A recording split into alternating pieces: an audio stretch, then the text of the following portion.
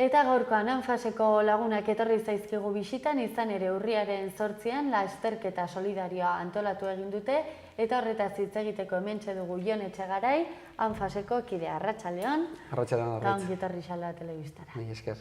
Bueno, konta iguzu, noiz izanen da urriaren 9an aipatu diguzu, ez? Ospatuko duzuela. Urriaren 8an. 8an, barkatu. Hori da.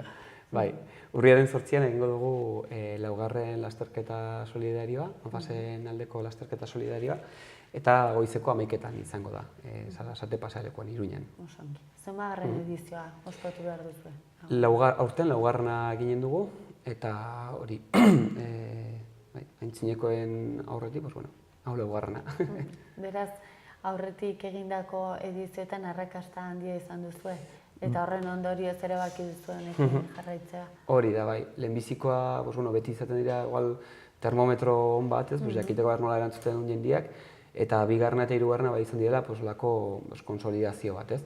Orduan, espero dugu, kopuru hori mantentzea, parte hartzaileena eta bai sentsibilizazio aldetikan, eta nolabait ere igual gehitzea, ez? Finkatzea data hauetan, ez? Ari direla errepikatzen behin eta berriz, hor mantentzea gutxienez.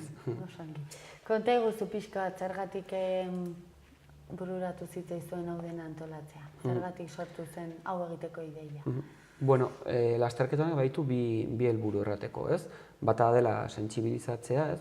Adimen urtasunaren inguruan, eta bertzea ere diru iturri bat, ez?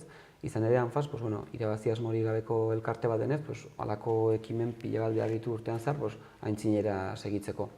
Orduan, bi helburu horiek ziren batez ere beharrezkoak, ez? Diru iturri bat, eta gizartea sentsibilizatzeko behar hori, ez? Eta beti elkarteak horretarako gaudelako, batez ere. Aipatu duzu ekimen desberdinak egiten dituztela urtean zehar, lasterketaz gain ere zer gehiago egiten duzu? Gu baditugulalako ekitaldi batzuk finkatuak, ez? Eta batez ere hau da potenteena Nafarroa mailan delako indartsuena, ez? Baina gero funtzionatzen dugula Nafarroan eskualdeka. Orduan, bai erabiltzen ditugula formula ezberdinak eskualde bakoitzaren berezitasunak eta badauden sinergiak eta erabiliz ekimen desberdinak antolatzeko. Izan daitezke kontzertuak edo batukada talde bate jotzen duela eta bertso saio bat, edo badagoela pintxo dastaketa bat, bakoitzak egiten ditu ekimen desberdinak. Batez ere inguruko jende eta lagunen prestutasunaren arabera, gu moldatzen gara, guri berdin zaigu gauzatu bertze. Zonaldearen arabera, ez? Hori da. Osongi, zein da Anfasen eginkizun nagusia? Horintxo bertan. Oraintxe bertan dugun eginkizuna, eta batez ere beti izan dena, ardatza da adimen urritasuna duten pertsonak eta beraien familien bizi kalitatea hobetzea, egunerokotasun honetan. Orduan, horren bitartez, hainbat programa ateratzea, horiek mantentzea eta behar direnak sortzea, hori egunerokotasun horretan. Eta gero batez ere sentsibilizazioa, gizartearekiko haunitza aintzineratu dugu, baina alik ere beti badago lan hori konstante bat izan behar duela, errateko moduan. Horintxo bertan zeintzuk dira dauzkazuen proiektuak esku artean. Lan pila bat egiten duzu, ez? Eta gainera Nafarroan oso zabalduta zaudete. Hori da. Gu baditugun proiektuak da batez ere hori pertsona hauen eta familien beharrak asetzea, orduan beti euren menpe egotea, ez? Bere egotea ardura, zer behar duten eta nola. Beti ere, eta helburua da, beti olako elkarte batek hartzen ditu beraien bazkideet, familie eta erabiltzaileen eskakizunak, programa piloto edo batzuk sortu, eta gero helburua izango litzateke administrazio publikoak bere gain hartzea, ez? Erran dugu, hori da pixko bat funtzionamendua. Beti ez da lortzen eta badamatzago urte pile bat guk jarraitzen proiektu horiek. Baina, hori da pixko bat helburua edo filosofia. Zuri ze lekutan egokitzen zaizu lan egitea? Ni pertsonalki Arreta Goiztiarran nago. Eta egiten duzu?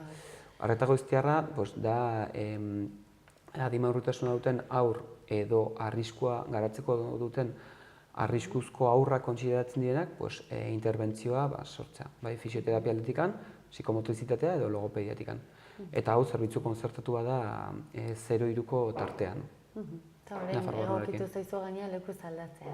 Bai, ointxe leku aldaketa sortatu zait. Baztan bidasora bueltatu naiz, orduan, bueno, gustora egiarren da. Oso realitate ezberdinak daude Nafarroa mailan, zonaldearen arabera. Bai. Interventzioko perfilak haunitz aldatzen dira toki batean agertzen, ez? Gaude patroi batzuk errepikatzen direlak, ez? Estadistika delako, ez? Askotan, adimen urritasunak edo, estadistika dira, ez? Sindrome bat ateratzea konkretuki. Baina gero bai perfilak desberdinak dira, ez? Hizkuntzaldetik, kulturaldetik, ikusten dugu pila bat. Orduan, toki desberdinetan perfil desberdinak ere. Eta gauza desberdinak, ez? Ikasteko aukera leku desberdinetan gainera. Bai. Oso ongi. Bueno, non hasiko da lasterketa urriaren 8ko? Aurten hasiko da Sarasate pasealekuan. Lehen urtean hasi zen Carlos Hirugarren etorbidean, trafiko arazoak zirela eta aurten berriz ere bueltatu gara Sarasate pasealekuera, toki aski ezaguna dena, eta hor bertan hasi eta bertan bukatuko da han karrera. Zenbat kilometro izanen ditu ibilbidea? Baude bi modalitate. Bat 5 kilometrokoa eta bertzea 10 kilometrokoa.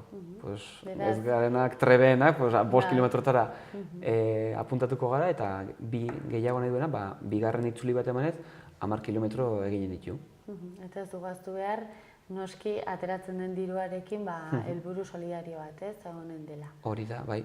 12 euroko inskripzioa da, eta bai arrandarda da, 12 eurobek badaztela eguneko egunean afasetzako. Ze batzutan, kostu karre, lasterketa hauen kostuak eta hartzitu bere gain, laboral kutxak eta bertze babesleek. Orduan, ez dela errexea beti inskripzio bat ordendu eta gero errealitatean iristen zaion elkarteari beti ez da inskripzio osoa. Eta kasu honetan, eta lau urtetan hala izan da. Orduan, jakin behintzat apuntatzen dena, 12 euroiek eguneko egunean direla elkartearentzako. Eta badakizue zehazki zertara bideratuko diren, ala pixka bat orokorrean erabilikoa dirua. Normalean, zuloak tapatzeko izaten da.